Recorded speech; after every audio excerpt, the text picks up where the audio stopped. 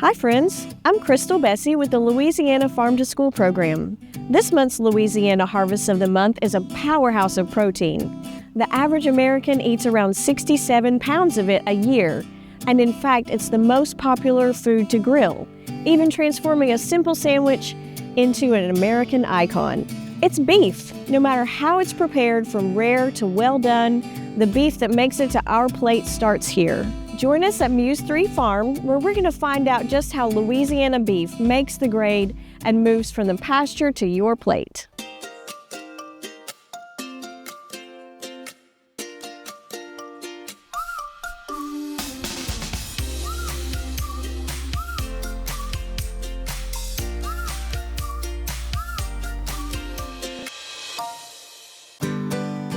Humans have been eating beef since prehistoric times, but it wasn't until the domestication of cattle around 8000 BC that beef consumption really took off. Raising cattle in Louisiana began in the early 1700s with cattle breeds like the Longhorn, Red Poll, and Milking Shorthorn. Cattle are often called nature's recyclers.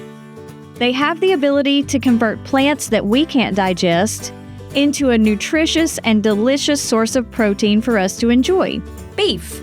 Cows are ruminants, which means they have 4 stomach compartments to help them access nutrients from plant materials that would otherwise end up in the trash, such as peels, seed shells, or plant stalks.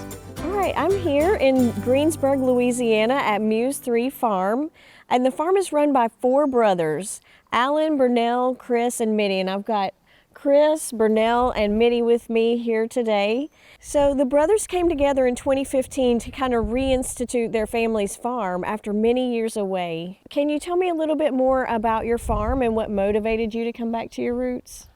Yes, well, Muse 3 Farm consists of over 206 acres.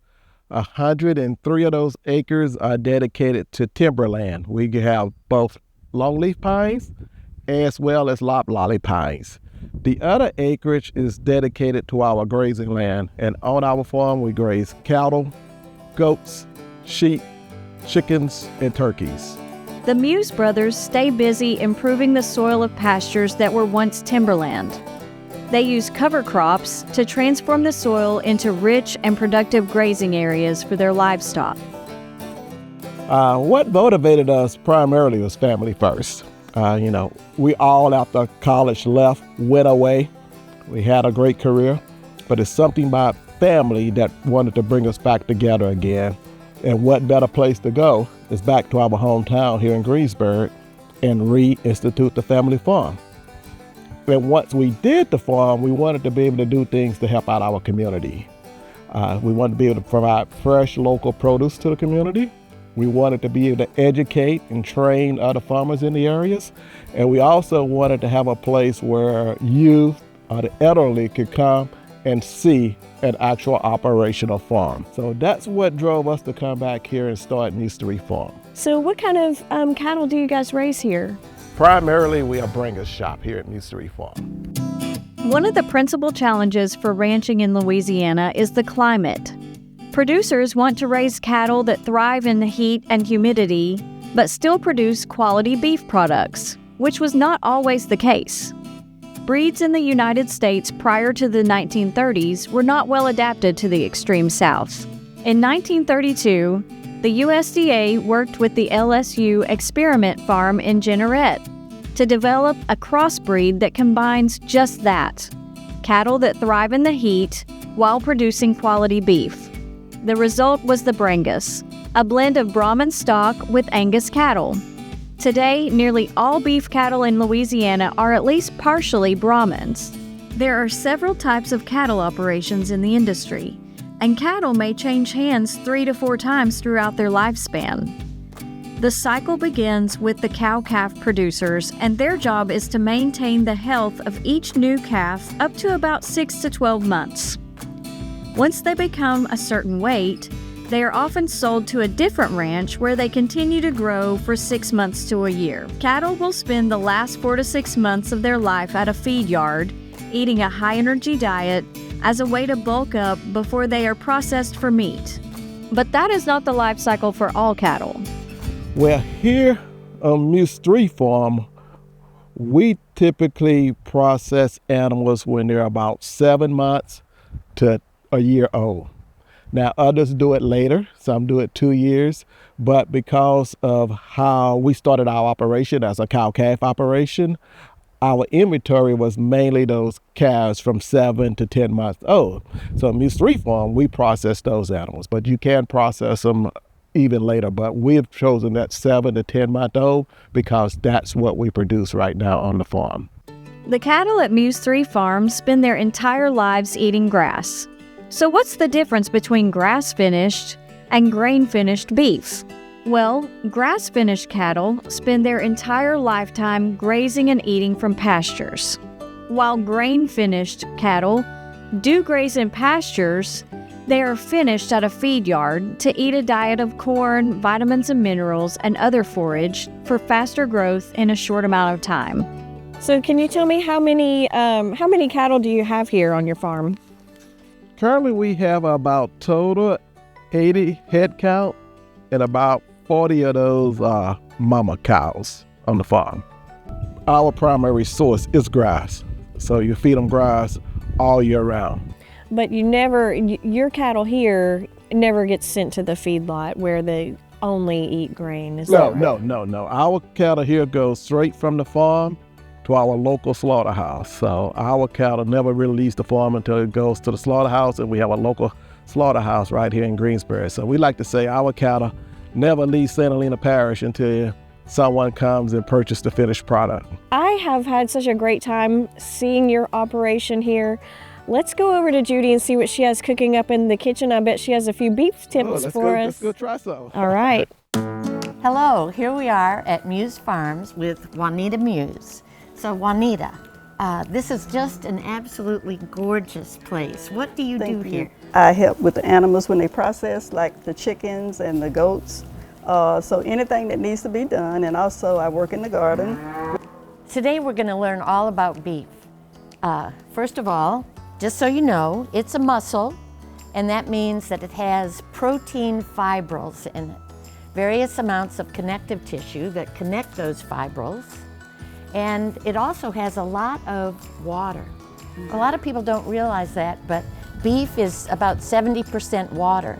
And that water plays an important role when you're cooking the meat. There's some great nutrients like vitamin B12 and iron, but that's not all.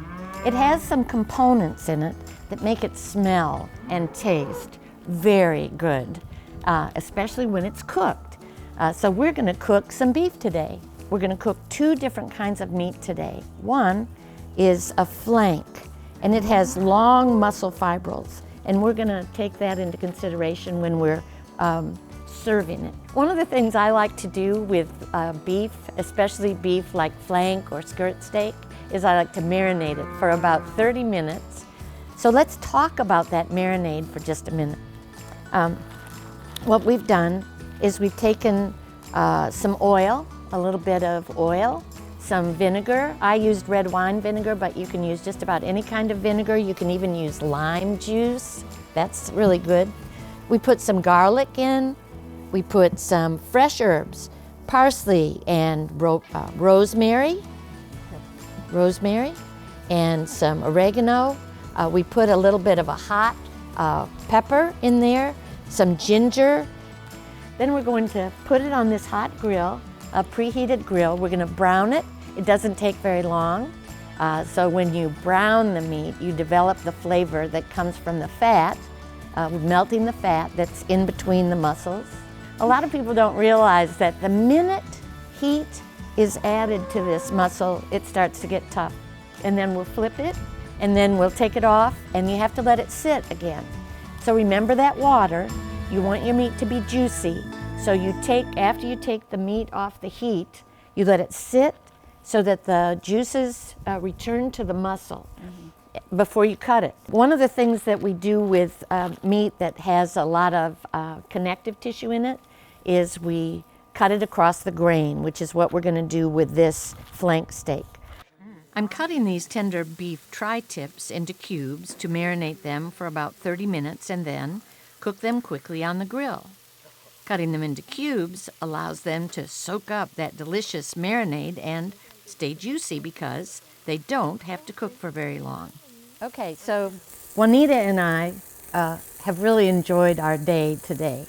We're omnivores and we can eat just about anything, but we eat meat because we really like it, not because we need it. Our varied diet allows us to grow some pretty big brains. So right now we're getting ready to take a taste of some of this wonderful tri-tip and see what we think, okay? Exactly.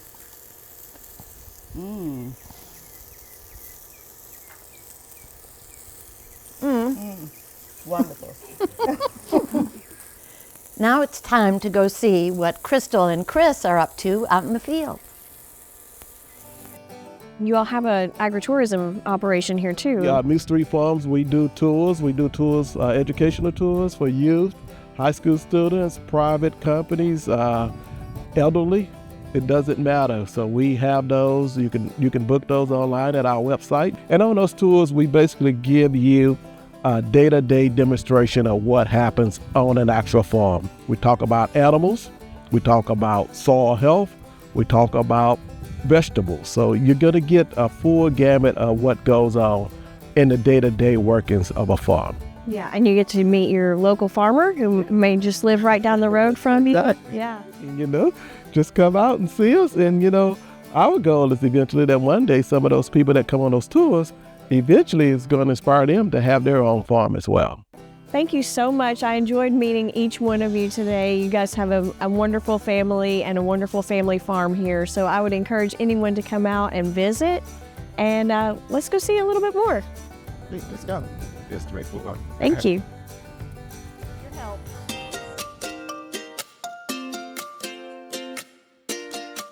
The Louisiana Harvest of the Month program showcases a different Louisiana-grown food each month in Louisiana communities.